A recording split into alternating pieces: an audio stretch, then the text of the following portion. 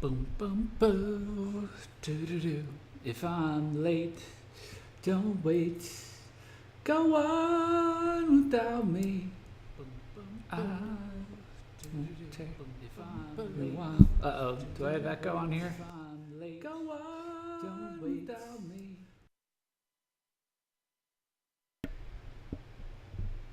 Sorry guys, give me 1 second.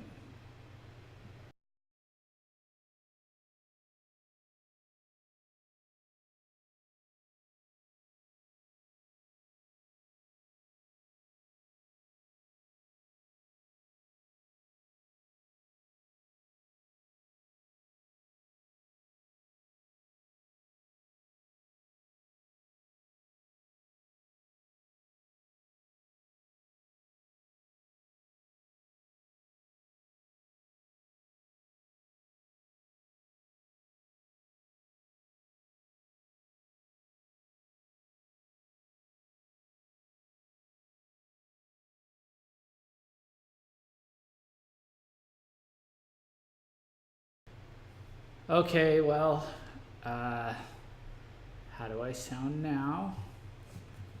Let's see.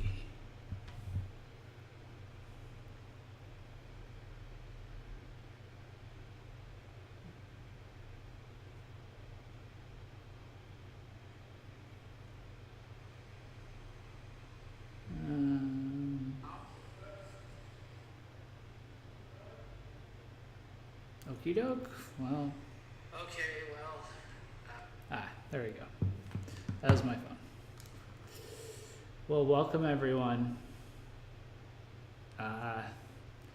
Apologies. Had some, not even technical difficulties, just it's kind of crazy over here, so we have a different setup tonight. And so I've had to reconfigure everything. Obviously, not fully there, but that's okay.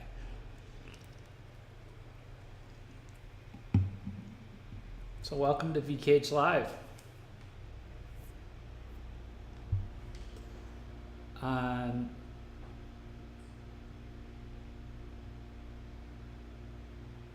am your host, Jeff DeWitt, and you are with me, the chat. And today we're talking about a very special band for myself and a lot of people at VKH, a lot of people who've been around in VK for a while. And that is going to be ViViD. Oh man, this is going to be... So where this came from is that I had a really shitty week and I dug so deep. And those of you who are, who are familiar with ViViD, you're like, oh my God, it was that bad. It's like, yes. It was so bad. I'll switch over to the main screen. Hello all.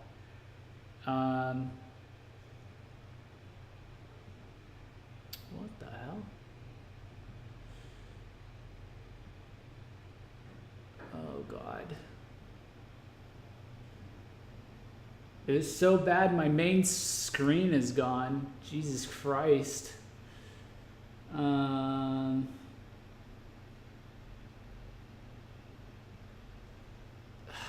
Jesus, what the hell? Yeah, anyway, excuse me while I fucking fix this now. What the fuck?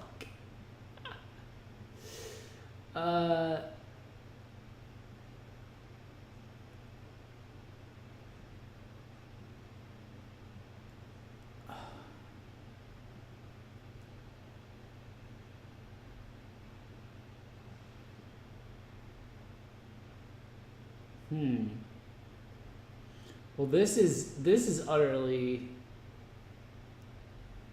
wrong. Not supposed to happen. There we go. I'm brilliant. Yeah, see, you can tell. Starting off great, right? Okay, so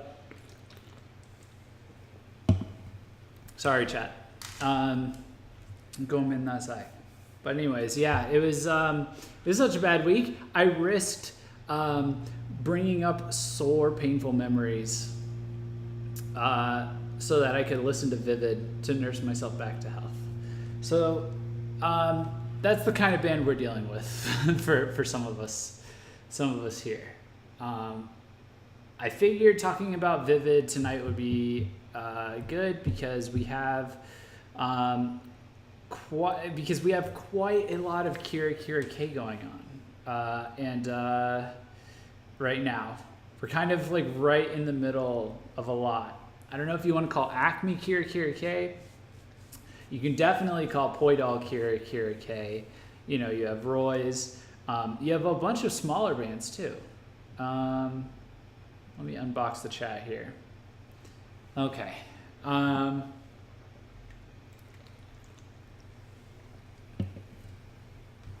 Geez. Well, at least we got to the main screen. I wouldn't call Acme Kirakira Kei. They're gonna go back and forth. Honestly, I straight up made up my own K classification for Acme and called them Extra K. It comes from our podcast, but and we just fucking said it as that. It was like, no, they're just Extra K. But then they kind of started mellowing out a bit. So, but they're probably gonna go back and forth. And I mean, I guess Kirakira is inside of Oshire K. But they're pretty different, especially. Anyways, the lighter, sparklier side of Visual K, we got a lot of fresh talent, a lot of new blood, and it's better than it's been in a while. And I think that's kind of evidenced by the fact that, I mean, I can see it in the Discord that we actually have people that are fans of some of these bands. It's been better than it's been in a while. You know, like years back, you had, I was just going to go on a tangent about, you had the Oshire K, like, domination. This was like, God, this was back when Sug was like the guy, the top dog and stuff. And that was actually leading up to, I think, the time when ViViD started to kick off here. But you know, lately you've had the Oshire K, and you know they've kind of, you know, it went way dipped big time in popularity with all the heaviness in the scene. But you know, last year you had this nice strong coalition of Oshire K bands making really unique sounds. I'd say led by LMC perhaps, definitely on the major front. And then for the more specifically Kirakira Kei, they've just kind of been on a steady burn in general, but it's been a lot of bands in and out over time. And that was always kind of like a common theme with the Kirakira Kei bands, is that they wouldn't last long, or they wouldn't, you know, they would fizzle out. You know, they would have like their moment in the sun, and then they'd die out. Literally, they'd disband. You know, you had, you know, I guess BP Records has gone through many Kirakira Kei bands, excluding Roy's, who stuck around and done quite well, obviously. But you've had Log. I forget the first part of the band's name. Log, who was like a literal YouTuber. The vocalist, and then they started a I guess he wanted to be a VK artist. I found that out recently. And then you had Lawn Boy, and then you had the reincarnation of Lawn Boy, which currently exists, which is 0 Hertz. And that's like its own kind of weird dark version of Kirakira Kei, and that's just at BP Records. Like, I can't list off how many other smaller, tinier Kirakira Kei bands have just come and gone and come and gone and come and gone. So the reason I paint that picture is because there's like, it gives these bands a stigma, right? It kind of gives these, like, that they're shallow, that they're, you know, that they're not quite all there, to a lot of fans in the scene. So you kind of have some people that, and this is something that like has gone back for years, I would say. So you kind of have some fans that, and I would say I might have been included with them, that in a past life years ago, snubbed, Kirakira Kei bands, snubbed the Sparkly Boys. And I know I'm rambling, but this is where I get to ViViD. ViViD made everybody pay attention to Kirakira Kei. They got people who were not into it at all to pay attention. They made everyone pay attention, and they really set the bar in a way that I have not seen a band do since. So this is the band that comes in. This is the band for a lot of us that, they're gone now, and the way they went, it sucks, and we'll get into it. But when they started, and when they were at their peak, what they pulled off at their peak, that is like, for those of us who were around for that, now that's gone, but we experienced that. Whenever we see these new Kirakira Kei bands, that's who we're comparing it to. So if you hear someone that's like, if you see someone that's like kind of, I don't know, like me probably, like I'm pretty tolerant of like a lot of the Sparkly Boys. I like them, I like some of these, some of these newer bands, and I legitimately think some of them have like some serious skill. I'll get into that, or some serious potential. But you'll probably see me a little distant, a little like lukewarm on it. It's because I've been through ViViD, and ViViD ruined like Kirakira Kei for me. It'd be like. It's kind of like how it's basically they won Kirakira Kei in like a similar way that maybe Sug won Oshara Kei, the Gazette won Neo Visual Kei, and like maybe Durnger won Iroguro Kei, and like a bajillion other Ks probably. ViViD for a very brief period of time outright won Kirakira Kei in a way that I'd never seen before and I'd never cared about before. So let's kind of so with that kind of a pretext, I'll kind of get into, I guess, a little bit of their music and like kind of maybe expound on that a little bit. But that's why I wanted to bring them up tonight. And maybe this wasn't, maybe this, maybe it was good. I stumbled across my old ViViD albums and stuff because I really needed the boost this week. But it also is kind of a sad thing to talk about at the same time, because of the way they did go out. So I hope that makes sense. Let's see. Let me close out of this real quick. And then I'm going to bring up some, let's see.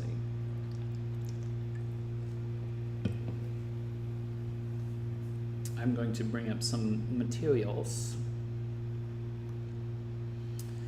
So this is ViViD on stream right here. It's kind of difficult to kind of grab a lot of images or videos or even refer you guys to where to get their music, because it's kind of been scrubbed to a degree almost. I think it's been scrubbed. Like the PVs that I thought were up are not up. Band photos that I thought would have been around much longer or much in much higher quality are not around. And let's see. And definitely not in the quality I expected. And it's an unfortunate thing because they're a really important band, but they were right before like a lot of the bands started coming onto started coming onto the internet a bit more. So they do have, if you look up ViViD on Apple Music, they do have their 2012 album on there, and that's a pretty damn good place to start. So, or that's a pretty good, it's a pretty good first impression, I think, to make of them. So I'm going to go ahead and just, let's see if I can pull up my screen here. No, come on, make it work.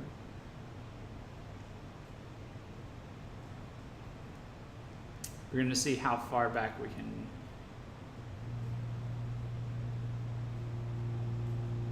Okay, let's see. I apologize for the background noise, by the way, guys. Again, like I said, very crazy week.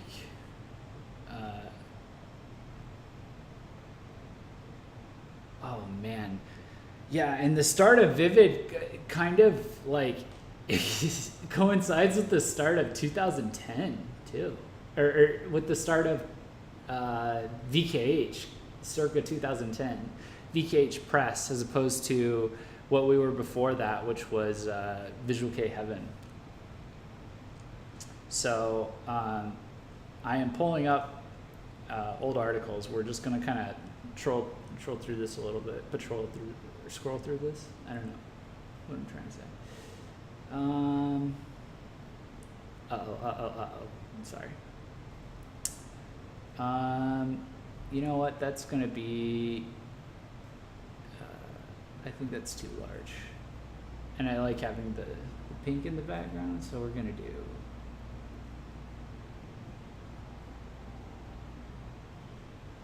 Firefox, ViViD.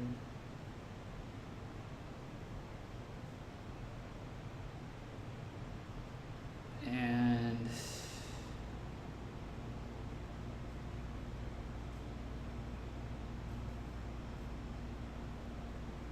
up. Perfect-ish. Perfect-ish. Okay. Yeah, so as you can see, like our site, like, this is like back when we're like pseudo transitioning from a blog to like a press website, and we had just done this. This is actually before, I'm trying to remember. This was like, I must have like just come on as a reviewer, I think, but even as far back as their first single, which I ended up circling back and finding, which is called Takeoff. So the thing that ViViD does really well, and they especially did well starting out indie, it really impressed a lot of us, is that they obviously look very glamorous, very, like pretty boy and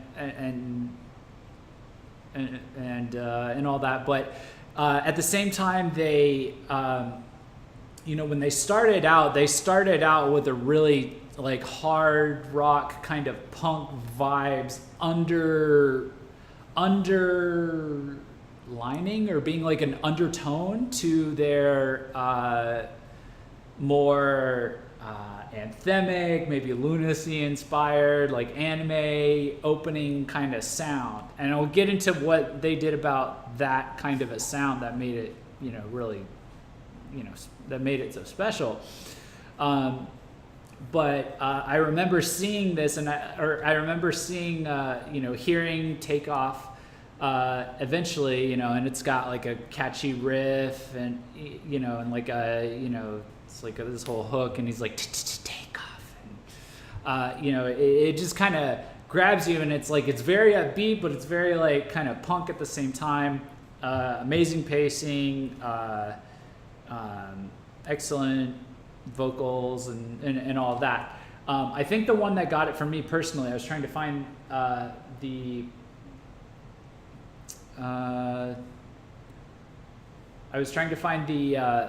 photo for it. I think this is about as close as they're gonna look, but was 69.2, I believe, was the name of the PV track, and the song is is actually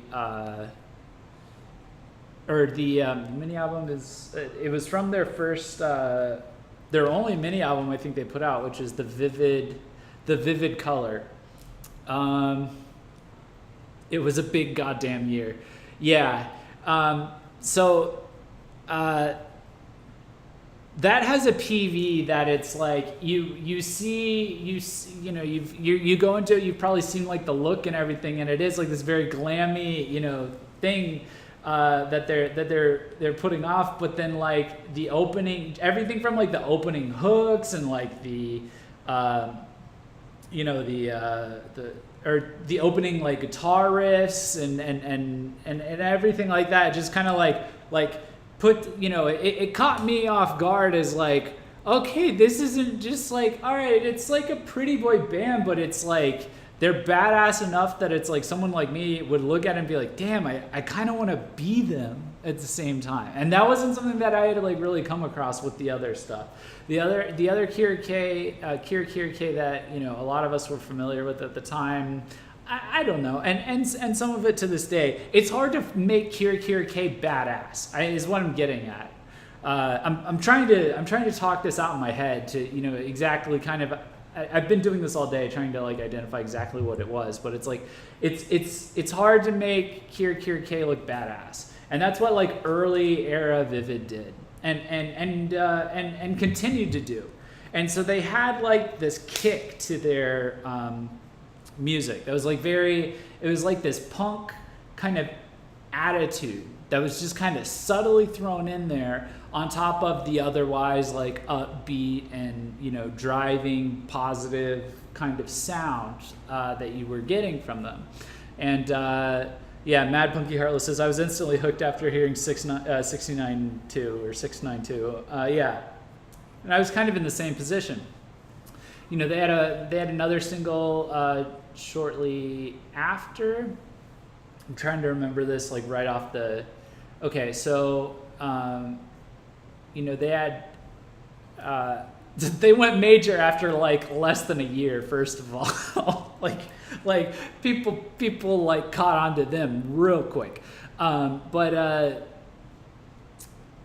You know, they had another song that was called Across the Border, and it was like kind of hokey, you know, with like the, you know, they're like playing in like a abandoned zone, and there's this white dude with like really deflated, like long bleached hair in a suit that's like a security guard, and he's like freaking out and trying to stop them while they're playing, and, you know, stuff like that. But the song itself was like really, it was like just had this badass punk sound to it, but then at the same time, you know, the chorus is like this really high-pitched, beautiful, you know, really gorgeous falsetto.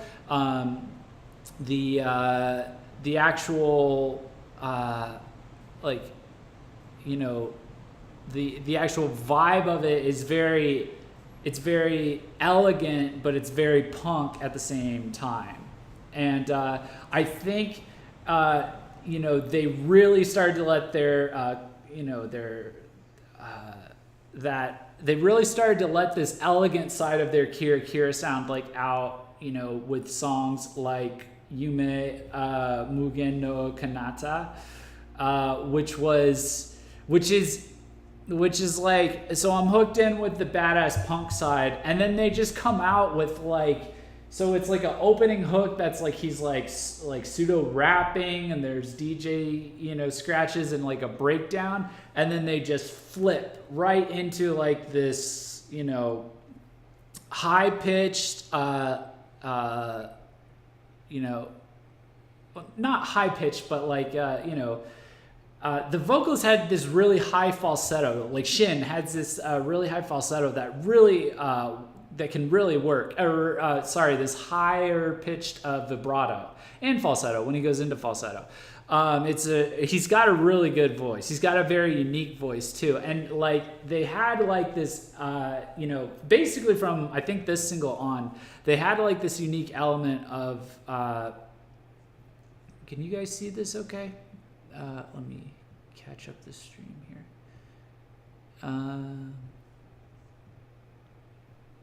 Or let me just double check. Yeah, okay, you can. I guess like he had this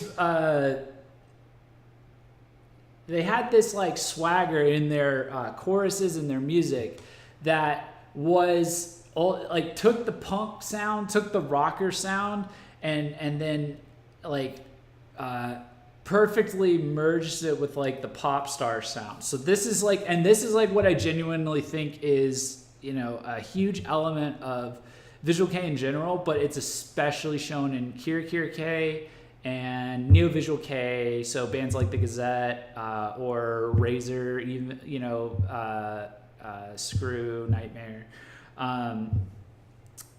but certainly you know, like a more Kirakira Kei kind of band like ViViD, you know, and there was definitely a lot of neo-visual influences in them as well. Don't get me wrong, but I would still put them in Kirakira Kei. But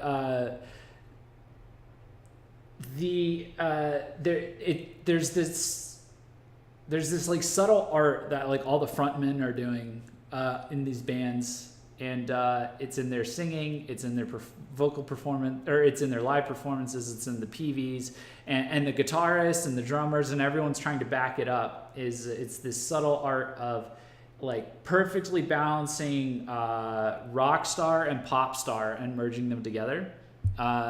And that's like what the bands that seem to do that the best like seem to like enjoy a lot of success, make some really, you know, excellent music that will like appeal to almost everyone.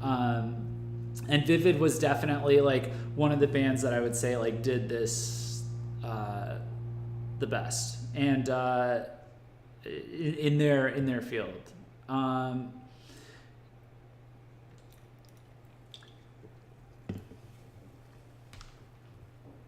So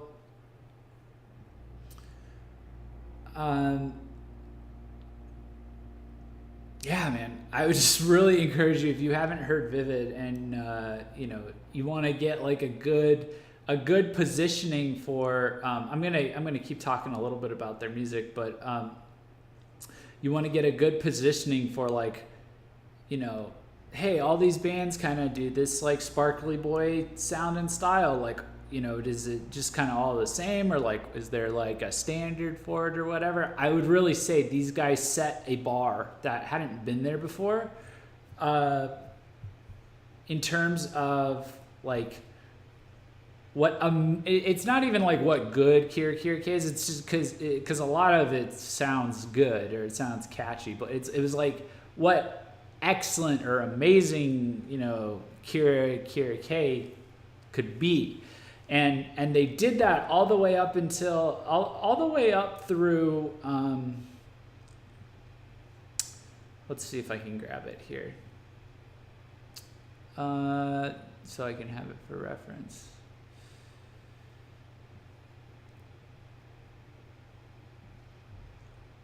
I would say all the way up through, what was there? I was just listening to it today. God damn it! I'm fading. That's how rough of a week it's been. Up through Infinity, which was their 2012 album. So I think ViViD's like biggest success was, yeah. See, we had there were PVs that were up. This may have been, yeah. This is so far back. This is quite the trip down memory lane here, but I'm trying to find their look for it.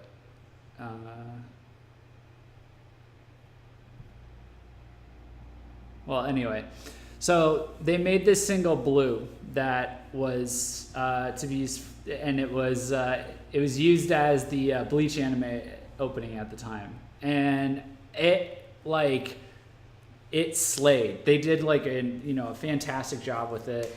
Their album Infinity, which is the one that is available, it's a 2012 album. It does have Yume Mugen no Kanata. It also has Blue. It has Real, which is a really cool, catchy song as well. Plenty of other dope songs on it.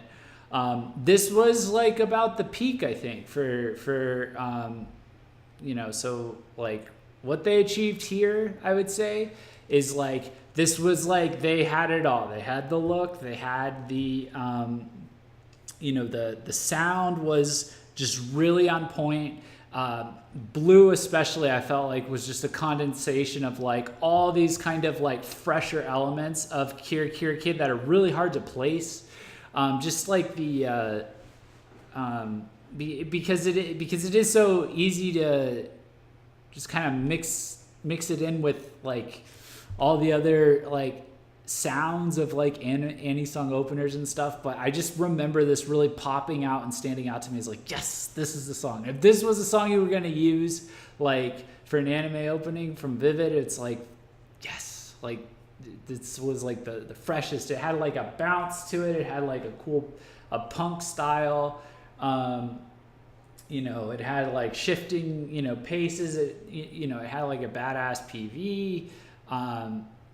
I would say that, everybody has their favorites. I don't even necessarily know if Blue is my actual favorite song by them, but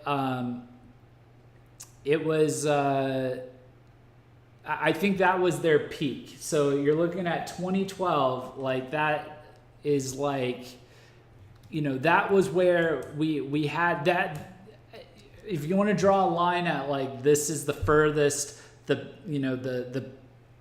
farthest we've gotten, a VK or like a Kirakira Kei band in terms of like, success, dope music, staying true to themselves,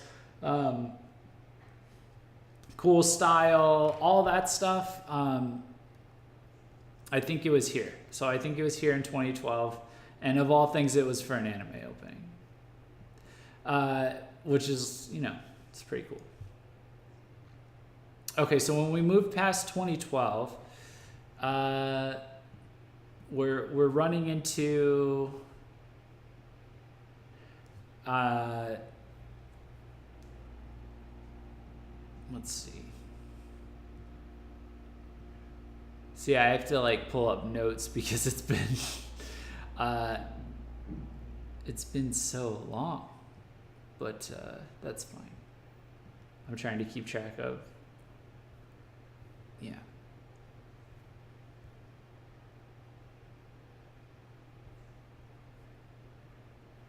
Answer message. Okay.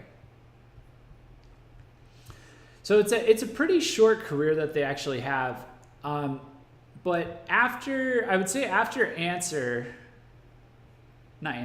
after Infinity, they continued to release more and more singles. This was the part where we started taking them for granted, I think, in general. And the music started to get more and more familiar, or more, sound more and more, it didn't sound quite as fresh. Maybe we were taking it for granted at the time. Maybe it was just kind of starting to stagnate. This has always been a problem with Kirakira Kei bands, is that they do fizzle out really fast, with notable exceptions, I suppose, like Dual Jewel, and we'll see how long Roy's lasts.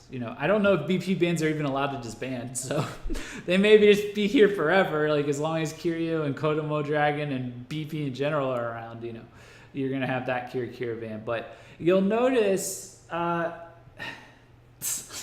like, the look kind of changed a bit. They kind of started, like, dropping back on the makeup. And this is kind of where we started to see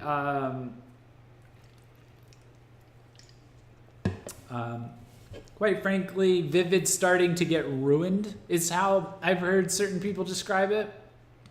That is the direct quote from one of my favorite quotes from James from the podcast, is that ViViD was signed to PSC. They did go, major on PSC, and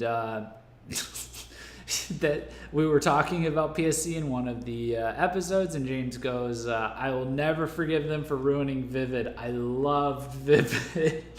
and this is kind of this is kind of where the transition started to happen. The music started to get like more and more similar. The looks started to get less and less Visual Kei, and that was a familiar experience. Or this was like an initial experience for a lot of us. I suppose that's an. Oh my, I'm sorry. I think our website's kind of messing up with the numbers a little bit. I'm gonna be getting some of this fixed. So let me just.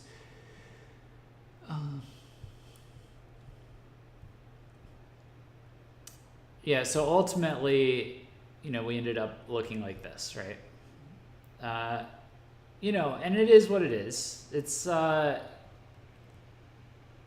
definitely, it's definitely much less than like it was when they started. And it felt like as the makeup started to disappear, so did the freshness, so did the punk sound. I guess, I don't know what happened to ViViD or why they disbanded, so I'm interested in hearing why. I'm trying to like be polite about it or be diplomatic about it, but really, like from what I remember, this is like the band that a lot of people will point to first when they start saying things, start airing grievances about PSC. Is this band. Like they will be like, when they say PSC ruins bands, they point to ViViD. I think I don't think it's over the line or overboard to kind of like put that out there as like that's a thing.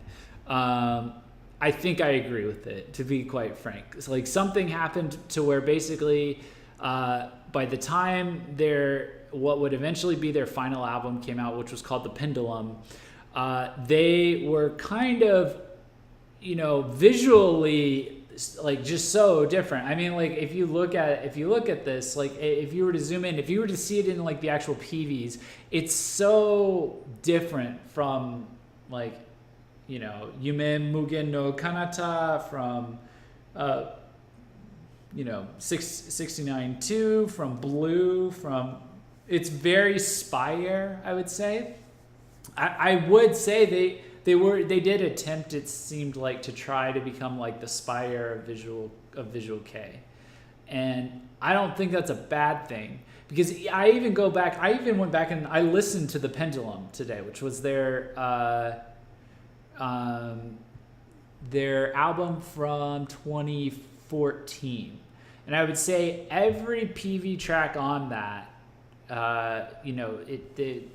there was 1, 2, 3, at least 3, possibly more PV tracks on it. Well, definitely 4. 1, 2, 3, 4, 5.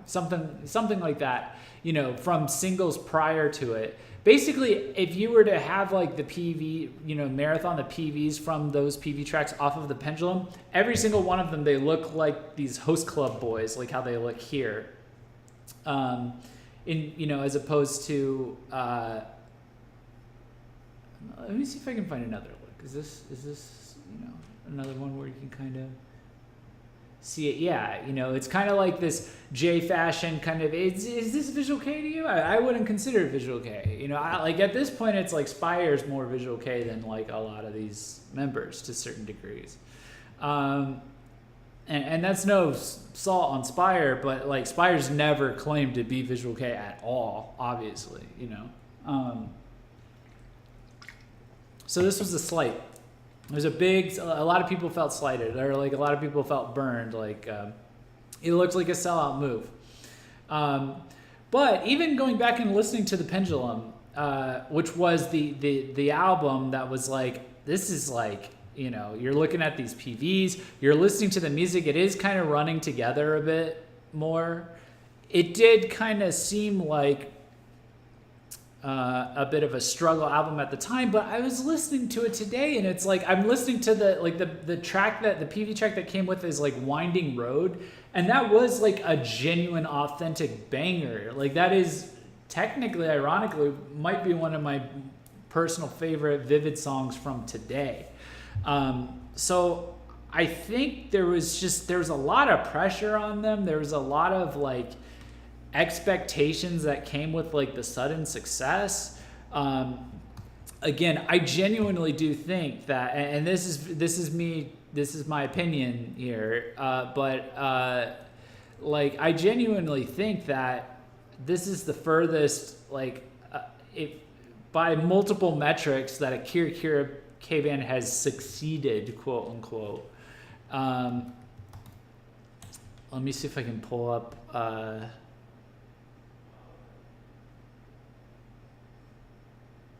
I'm trying if I can pull up the Oricon chart so you can see, you know, like exactly like just how quickly they like rocketed, you know, up the charts in terms of improvement. Come on, where's my? Oh, come on, is it on the other? Was it on the other login? God damn it! All right.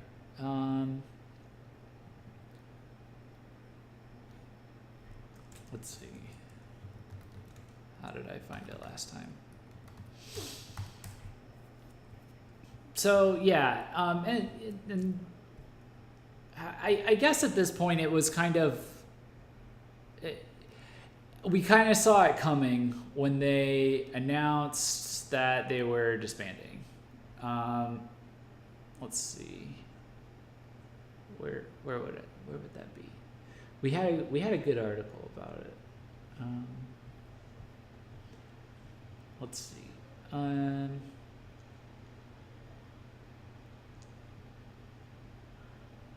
Did I miss it? Yeah, and I should be more prepared with some of this, but again, pretty crazy week. And also, my God, it's like hard to find like the old stuff for them. Yeah, so the same day their new single "Thank You All" / "From the Beginning" hit shelves, ViViD announced on their, which is a very "Thank You for All" is a very emotional song too. ViViD announced on their website that they will be disbanding following their April 29th performance.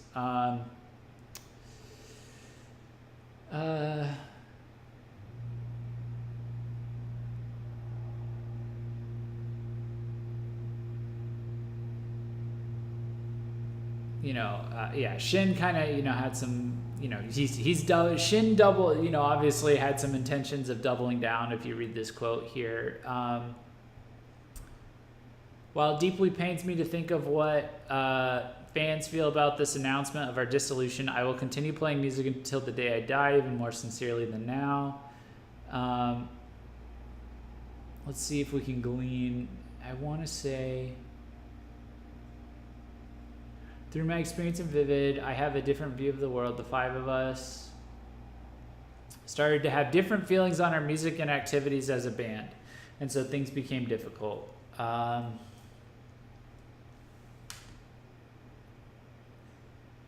see, and then the bassist, Ivy. We've been able to seriously take music head on. Music saved my life. I myself wanted to change someone's life through music, to give a voice to those who have none. That is what I truly felt. Listening to ViViD cheered me up. ViViD saved me. That's what I wanted to hear when we started this band. Just that makes me happy to have been in ViViD. I want ViViD to be a band that is loved long after we've disbanded. This aged really well because they are.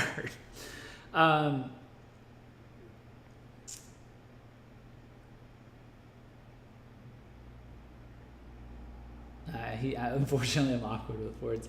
And then the drummer, Cookie.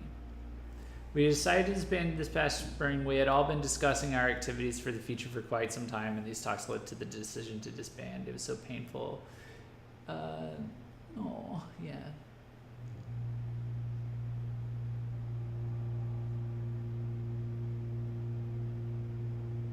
Yeah, so a six-year career, and then they ended up disbanding. massive success, you know, for a 6-year band starting, like going major barely a year after they formed. I'm going down my rabbit hole to find, because this kind of puts it in perspective.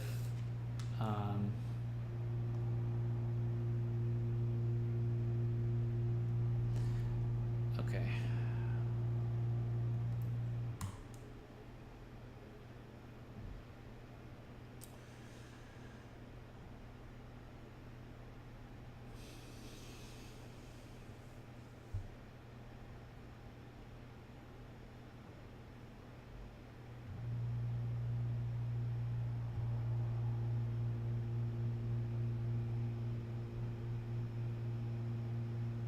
Okay, so if you can work with me a little bit here.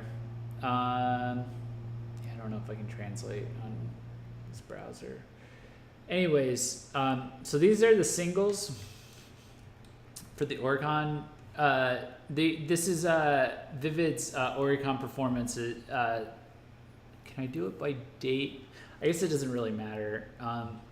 These are ViViD's singles. So the left one is the peak on the mainstream Oricon charts. This is all of them, and then the right one is how many weeks it lasted.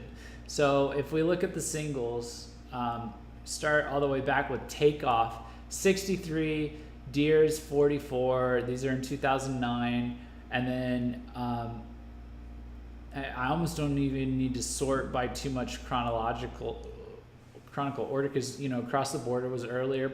That's 22. Precious, 15. Thank You All, Such From the Beginning was their last one. That was like their, you know, you could tell that was beyond when they peaked. Obviously, this is the last single they put out, so that's at 15. Hikari, 2014. This was their major debut single, and it hit number 6 and stayed on the charts for 8 weeks. Fake, which was, you know, well into their career, ended up on their 2012 album that I was just pimping out earlier. It's like, this is a good album. 9 lasted 9 weeks. Message hit number 4. Answer 7. Blue, number 4, lasted 8 weeks. And then Real lasted. I think Real is like the one that I'm like really most impressed by in terms of like the composition. I think it's a very interesting course, if I'm thinking of the right one. 6 lasted 8 weeks. Crazy good for a Visual Kei band, especially at the time. Even their albums, which they only had 2 of, they had Infinity and The Pendulum. Still pretty good for albums from a band known for its singles, okay, which is most Kirakira Kei bands as well, and even the ViViD Color, like when it first started out. So this band scorched, like in terms of the you know, the charting and everything like that. It was really impressive what they pulled off, and it was really a shame to see them fizzle out.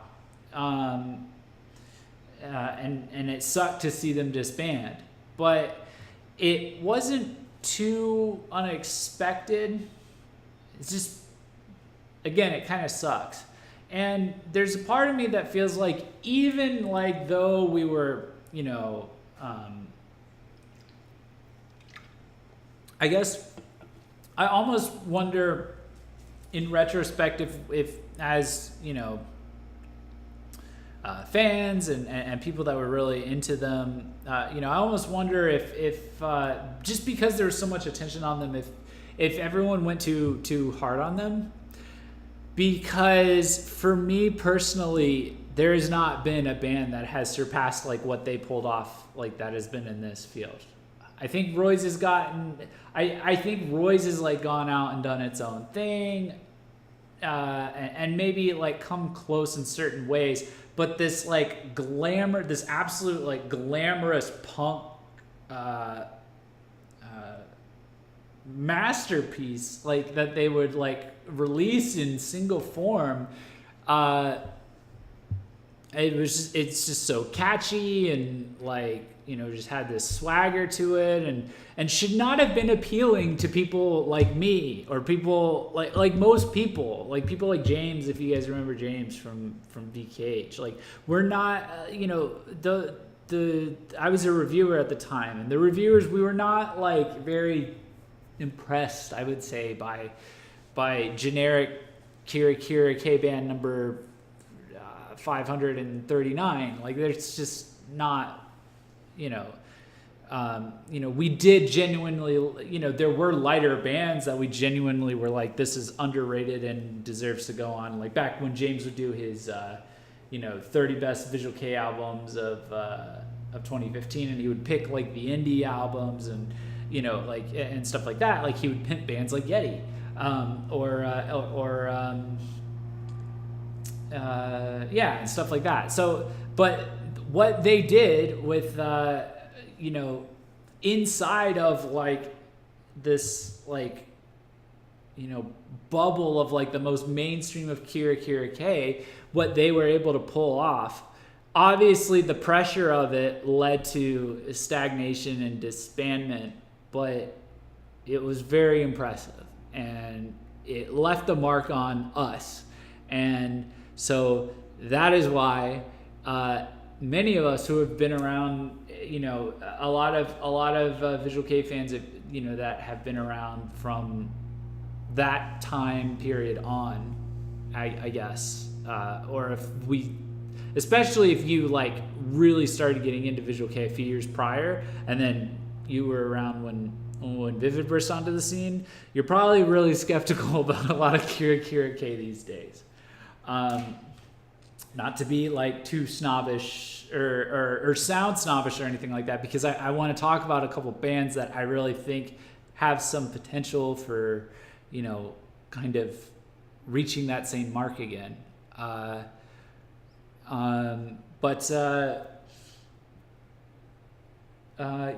that's kind of the story of ViViD. I kind of rambled through this. It's a really hard band to kind of, drag up exactly what was going on and describe after all these years. A lot of what I'm talking about is highly subjective, but I would say that is kind of the heroic rise and the tragic fall of ViViD is summed up as best as I possibly can. Now I'll check chat real quick, and then real quick I'll go into like a couple bands that are they're tangentially related, or they're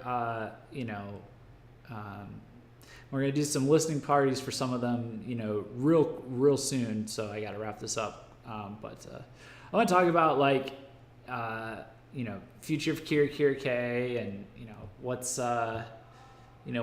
coming on down the pipeline, because I have noticed at least one band that is like going to be that is like the closest thing I've seen to something like another ViViD, if they can pull it off.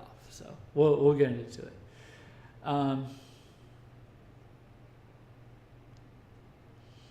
Looks like a fashion ad. Already cried, but I guess I can cry again.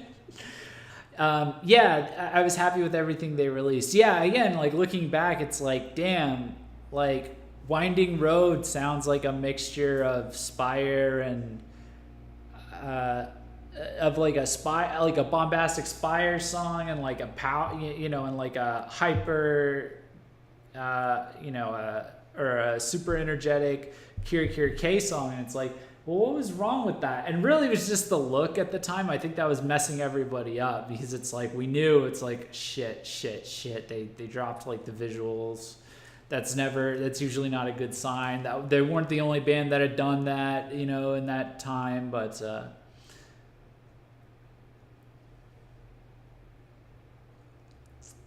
so the company had them make changes to their image, this music, and fans didn't like it, so it eventually caused them to fall off. I'm sorry, I'm a little confused. No, I don't necessarily know if it was. We don't know is the thing. and it's very much speculation. So I'm just kind of outside here speculating. But that is kind of what the accusation would be. I guess.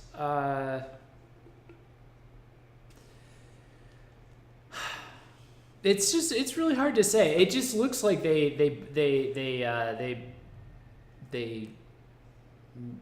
ran out of, I don't know if it's they ran out of ideas, they ran out of like motivation. Obviously there were creative differences. They ran out of momentum for sure.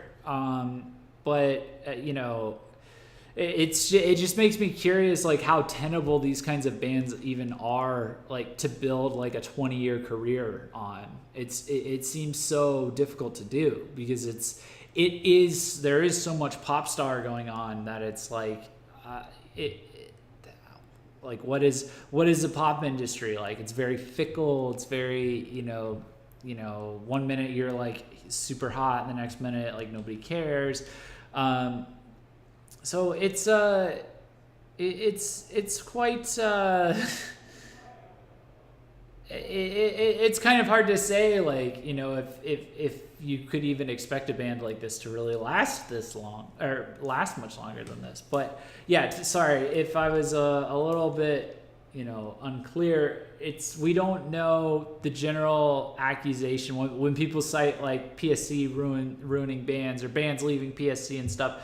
ViViD was one of the first ones that gets brought up.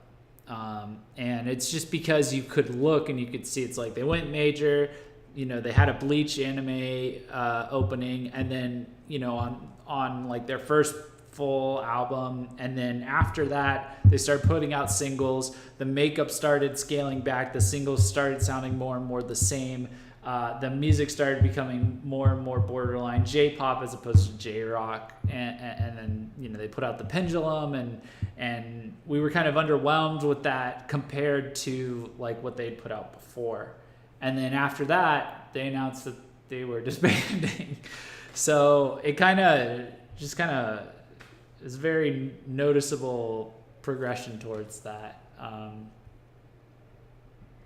Very much a bummer. So let's talk about, you know, I really do think they set like quite a high bar in terms of the music they were able to get out. It was very special music, still really good. It still holds up if you go back. Let's talk about other bands that you might like put in there, you know, in the same general Kirakira / General Oshara category. So one of them is Roy's, right?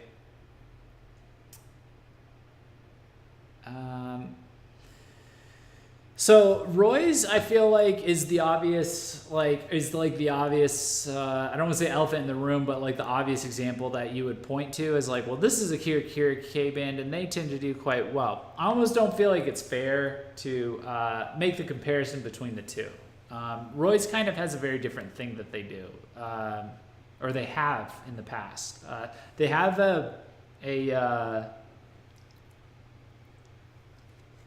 I guess it's not. I guess it kind of seems like they have their own kind of way of going about the Kirakira Kei formula that differentiates themselves enough from ViViD in that it's less punk and more metal undertones that they have. You know, especially on like, you know, the album where, you know, they kind of did a bit of screaming, you know, Egoist, Lilia, like, you know, those very popular PVs came from that. That's where their experimentation comes from. And, you know, they have very consistently been Visual Kei. You know, they have not lightened up their look at all. I will be curious to see, like, if this is, like, how long they can kind of stick around, you know, as like because they kind of are very much like a de facto leader for like Kirakira Kei in terms of like the industry and success right now.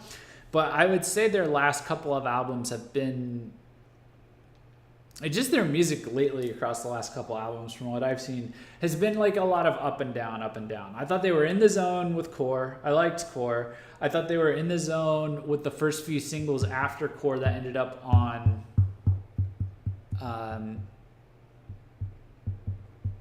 what was the name of the album after Core?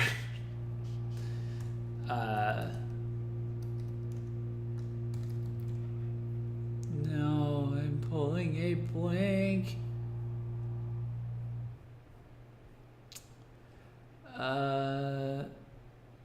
Siva. You know, like the beginning and Supernova. I thought Supernova was Supernova's like quintessentially Kirakira Kei. And then I thought Siva itself as an album kind of flowed kind of weird. And then Antithesis was like peak Roy's for me to a certain degree. And that was where like I was like, oh my God, this reminds me of ViViD, like the back and forth that they kind of do in the chorus and in the verses. You know, I thought that was really cool. And then like the singles after that, and then leading up to World Is Mine, like were kind of underwhelming. And now I'm not sure what they're doing with their, they're getting even more experimental. And it's, you know, we'll see, right? It's but the thing is, they seem very stable. They seem very determined to just keep cranking out music. They don't seem like they have any signs. Like most of the BP bands, they just seem like, you know, like this grueling release schedule that they're on is just kind of like, you know, like toughened them up. So I feel like they can kind of weather any sort of creative struggle that they go through, and they should be okay. So we'll see what happens with them. Another band I just want to shout out, and we're going to do a listening party for them tonight as well. They're not directly tied to Kirakira Kei like Gula mentioned earlier, but it would be Acme.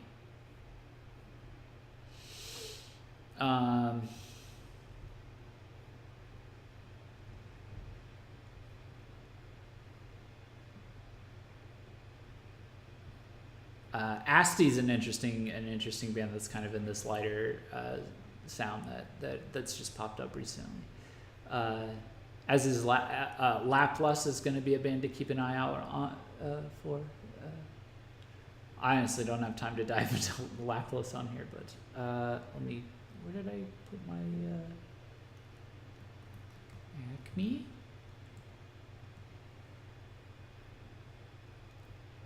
All right, fine. I'll just go to the article itself. I just want a picture. But I guess this is the picture, really.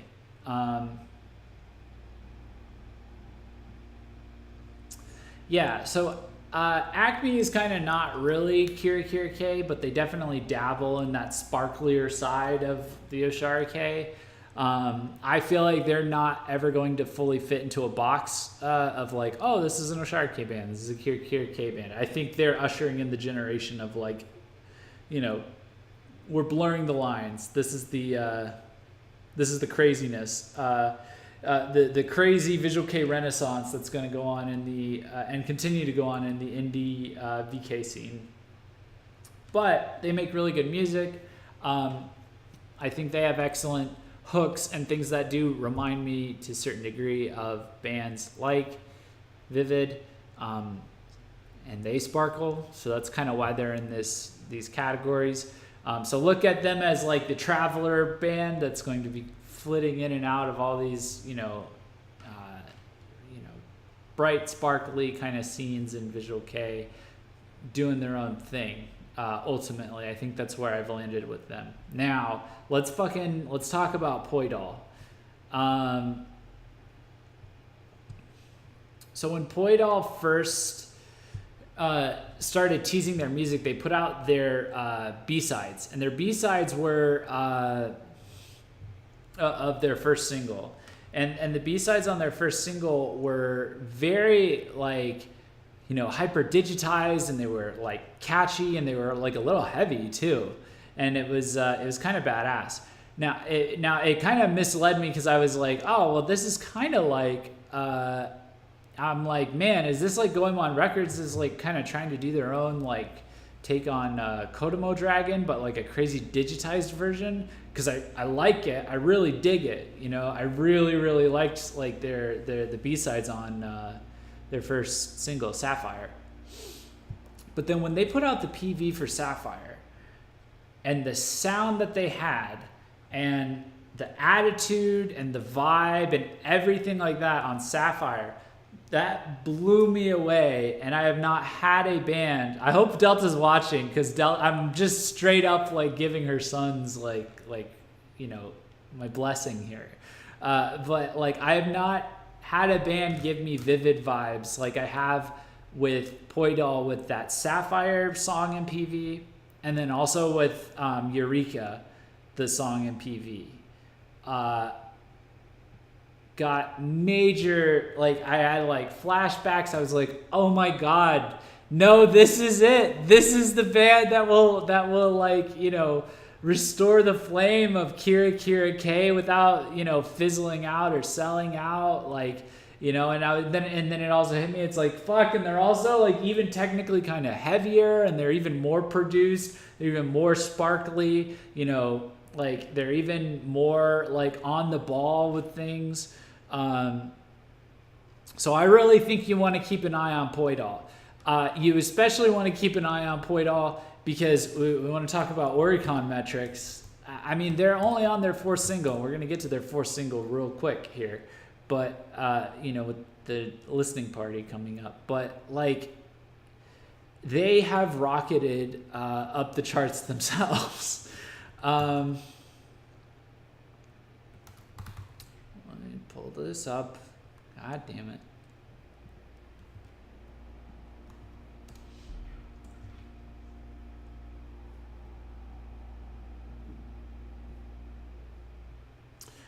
First single 63, second single 37, third single 45, fourth single 17. They're coming up quick, and they're putting out music pretty fast, and this is all over the course of a year.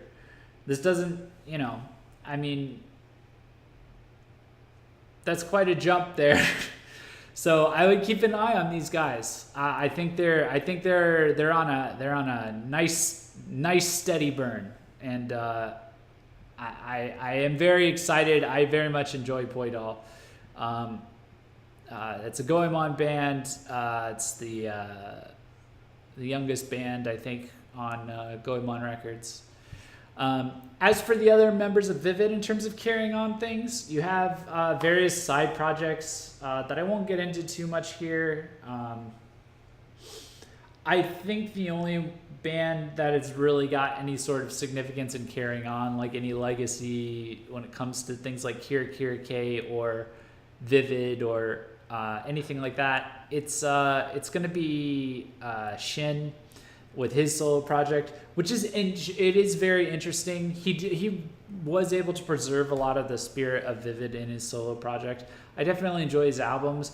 I do feel like it suffers from kind of like the Jupiter syndrome, which is that like Jupiter always felt like Versailles, but like just slightly less full of life. And it's kind of not fair because it's like, it's the exact same thing where it's like Jupiter is Versailles minus like key essential ingredients of Versailles.